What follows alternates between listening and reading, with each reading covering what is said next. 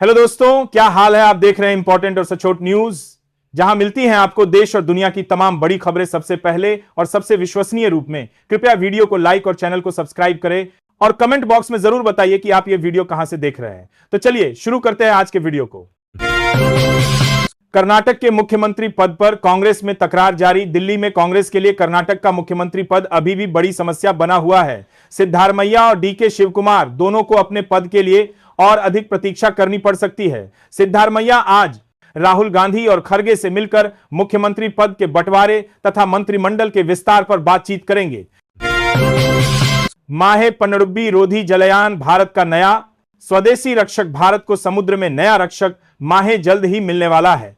Cochin shipyard द्वारा निर्मित यह पनडुब्बी रोधी जलयान भारतीय नौसेना की स्वदेशी शक्ति का प्रतीक है। इस जहाज का निर्माण 80% से अधिक स्वदेशी सामग्री से किया गया है। यह जलयान आत्मनिर्भर भारत के अभियान का उत्कृष्ट उदाहरण है जो देश की ताकत को बढ़ाएगा। अमित शाह ने केरल के सांसद को मलयालम में उत्तर दिया। गृह मंत्री अमित शाह द्वारा केरल के सांसद जॉन ब्रिटास को मलयालम में दिया गया उत्तर आजकल राजनीतिक गलियारों में खूब चर्चा में है। देश में हिंदी थोपने के विवाद के बीच इसे एक रणनीतिक कदम माना जा रहा है। विशेषकर केरल में होने वाले चुनावों से पहले यह दक्षिण भारत में अपनी पहुंच बढ़ाने का एक बड़ा प्रयास है। बिहार में नीतीश को मिला 20 साल की मेहनत का इनाम। बिहार के मुख्यमंत्री नीतीश कुमार के बेटे निशांत कुमार ने एनडीए की जीत पर बिहार की जनता का आभार व्यक्त किया है। उन्होंने कहा कि बिहार के लोगों ने उनके पिता के 20 साल के काम का पुरस्कार दिया है। निशांत ने बताया कि गठबंधन को सकारात्मक परिणामों की आशा थी, पर परिणाम हमारी उम्मीदों से कहीं अधिक अच्छे आए। मुकेश सहनी का एनडीए पर तंज, पैसों से सरकार बनी। बिहार चुनाव में मिली हार के बाद वीआईपी प्रमुख मुकेश सहनी ने एनडीए पर तीखा हमला बोला है। सहनी ने तंज कसते हुए कहा कि एनडीए को जनता का जनादेश नहीं मिला है। उन्होंने आरोप लगाया कि एनडीए ने एक तरह से धनबल के सहारे बिहार में अपनी सरकार बनाई है। यह बयान राजनीतिक माहौल को और गर्म कर सकता है। दिल्ली जाने वाली ट्रेन में बम की झूठी खबर से हड़कंप। जबलपुर से निजामुद्दीन जा रही श्रीधाम एक्सप्रेस में बम की सूचना मिलने से यात्रियों में अफरा तफरी मच गई। सुरक्षा बलों ने तुरंत डॉग स्क्वाड के साथ मिलकर ट्रेन के प्रत्येक कोने को गहनता से खंगाला। जांच में कोई भी संदेहास्पद वस्तु नहीं मिली। इसके बाद ट्रेन को गंतव्य के लिए आगे बढ़ाया गया। बिहार में दोबारा चुनाव हो, परिणाम पलट जाएगा। वाड्रा कांग्रेस नेता सोनिया गांधी के दामाद रॉबर्ट वाड्रा ने बिहार चुनाव परिणामों पर कड़ा बयान दिया है। उनका कहना है कि चुनाव परिणाम से कोई भी खुश नहीं है। उन्होंने इसके लिए सीधे चुनाव आयोग को जिम्मेदार ठहराया। वाड्रा ने मांग की है कि बिहार में चुनाव दोबारा कराए जाने चाहिए, जिससे परिणाम बदल जाएंगे। बिहार में नई सरकार के गठन की कवायद हुई तेज। बिहार में एनडीए की बड़ी जीत के बाद नई सरकार बनाने की तैयारी जोरों पर है। मुख्यमंत्री नीतीश कुमार जल्द ही इस्तीफा दे सकते हैं। मंत्री पदों के बंटवारे पर एनडीए के घटक दलों के बीच सहमति बन चुकी है। आज की बैठक में पांचों घटक दल अपना नेता भी चुनेंगे। बिहार हार पर शिवानंद ने तेजस्वी के विरुद्ध मोर्चा खोला। बिहार चुनाव में मिली हार के बाद राजद के वरिष्ठ नेता शिवानंद तिवारी ने तेजस्वी यादव के खिलाफ मोर्चा खोल दिया है। पूर्व राष्ट्रीय उपाध्यक्ष तिवारी ने तेजस्वी और उनके पिता लालू प्रसाद यादव पर कड़ा हमला बोला है। उन्होंने लालू यादव को तो धृतराष्ट्र तक कह डाला है, जिससे पार्टी में कलह बढ़ सकती है। लालू परिवार में बढ़ा घमासान, 4 बेटियों ने छोड़ा घर। बिहार के लालू परिवार में घमासान और अधिक बढ़ गया है। खबर है कि रोहिणी आचार्य के बाद 3 और बेटियों रागिनी, राजलक्ष्मी और चंदा यादव ने भी पटना स्थित घर छोड़ दिया है और वे दिल्ली के लिए रवाना हो गई है। परिवार और पार्टी में बढ़ती दरार अब साफ दिखाई दे रही है। दिल्ली धमाका, मैडम सर्जन शाहीन के कई राज्य सामने आए। दिल्ली के लाल किला धमाके की जांच में शाहीन से जुड़े चौंकाने वाले खुलासे हुए हैं। उसके पास से 3 पासपोर्ट मिले हैं और पाकिस्तान एवं थाईलैंड समेत कई देशों की यात्राओं की जानकारी मिली है।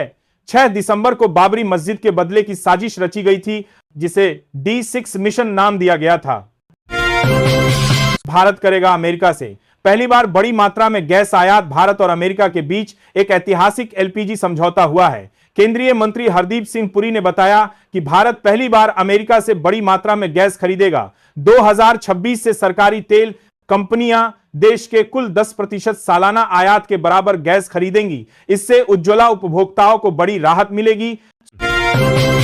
सुकमा में नक्सलियों के विरुद्ध सुरक्षा बलों का सफल अभियान। सुकमा में नक्सलियों के विरुद्ध सुरक्षा बलों का एक बड़ा और सफल अभियान चला। बस्तर के महानिरीक्षक ने जानकारी दी कि 16 नवंबर को मुठभेड़ के बाद 3 नक्सलियों के शव बरामद किए गए, जिनमें 2 महिलाएं थीं। घटनास्थल से राइफल और भारी मात्रा में गोला बारूद भी मिला है। इलाके में तलाशी अभियान अभी भी जारी है। कॉर्बेट में अवैध कटाई पर उच्चतम न्यायालय ने की सख्ती। कॉर्बेट टाइगर रिजर्व में हुए अवैध निर्माण और पेड़ों की कटाई पर उच्चतम न्यायालय ने उत्तराखंड सरकार को कड़े निर्देश दिए हैं। न्यायालय ने कहा कि सीईसी वहां की पारिस्थितिक पुनर्स्थापन योजना की निगरानी करेगा। इसके साथ ही न्यायालय ने राज्य सरकार को अवैध पेड़ कटाई की भरपाई के लिए भी आवश्यक कदम उठाने का आदेश दिया है। सेना प्रमुख बोले, ऑपरेशन सिंदूर 84 घंटे का ट्रेलर थल। सेना प्रमुख जनरल उपेंद्र द्विवेदी ने ऑपरेशन सिंदूर को 84 घंटे का एक छोटा सा ट्रेलर बताया है। दिल्ली में एक कार्यक्रम में बोलते हुए उन्होंने पाकिस्तान को कड़ी चेतावनी दी। सेना प्रमुख ने कहा कि अगर बिलान को पत्रीवर आगिए जानकारी करने के बाद हराग जोटी पाकिस्तान हमें मौका देगा तो हम उसे सिखाएंगे कि अपने पड़ोसी देश के साथ जिम्मेदारी से व्यवहार कैसे किया जाता है। सऊदी अरब में बस हादसे में 42 भारतीयों की मौत। सऊदी अरब से एक बेहद दुखद खबर आई है। वहां एक भीषण सड़क हादसे में 40 से अधिक भारतीयों की मौत हो गई है। यह हादसा तब हुआ जब उमराह यात्रियों को ले जा रही बस एक तेल के टैंकर से टकरा गई और उसमें आग लग गई। मरने वालों में अधिकांश यात्री हैदराबाद और तेलंगाना के बताए जा रहे हैं। रूसी तेल खरीद पर अमेरिका लगाएगा 500% टैरिफ। अमेरिकी सीनेटरों ने एक नया बिल पेश किया है जिसका सीधा निशाना रूस है। इस बिल में रूसी तेल की खरीद पर 500% तक का टैरिफ लगाने का प्रस्ताव है। इसका उद्देश्य यूक्रेन युद्ध के लिए रूस को मिलने वाले वित्त पोषण को रोकना है। राष्ट्रपति ट्रंप ने भी रूस और ईरान से व्यापार करने वाले देशों पर कड़े प्रतिबंधों की चेतावनी दी है। फिल्म धुरंधर के ट्रेलर की रिलीज तारीख का ऐलान। रणवीर सिंह की आने वाली फिल्म धुरंधर के ट्रेलर की रिलीज तारीख का ऐलान हो गया है। फिल्म के निर्माताओं ने अभिनेता अक्षय खन्ना का पहला लुक भी साझा किया है। निर्माताओं ने जीते भी दीकिए सामने की बड़ी दीते भी जानकारी दी है कि धुरंधर का ट्रेलर जल्द ही दर्शकों के सामने होगा। फिल्म प्रेमियों को इस रोमांचक ट्रेलर का इंतजार रहेगा। धुरंधर के ट्रेलर से पहले रणबीर ने पकड़ी रणबीर की राह। अभिनेता रणबीर सिंह लंबे इंतजार के बाद अपनी नई फिल्म धुरंधर के साथ लौट रहे हैं। इस फिल्म के ट्रेलर से पहले उन्होंने अभिनेता रणबीर कपूर की राह पकड़ ली है। 18 नवंबर को आ रहे इस ट्रेलर से रणबीर सबको इंप्रेस करने को तैयार हैं। उम्मीद है कि यह फिल्म दिसंबर में बॉलीवुड को एक बड़ी ब्लॉकबस्टर दे सकती है। दिल्ली धमाका, मैडम सर्जन शाहीन के कई राज्य सामने आए। दिल्ली के लाल किला धमाके की जांच में डॉ शाहीन से जुड़े चौंकाने वाले खुलासे हुए हैं। उसके पास से 3 पासपोर्ट मिले हैं और पाकिस्तान एवं थाईलैंड समेत कई देशों की यात्राओं की जानकारी मिली है। 6 दिसंबर को बाबरी मस्जिद के बदले की साजिश रची गई थी जिसे D6 मिशन नाम दिया गया था। भारत करेगा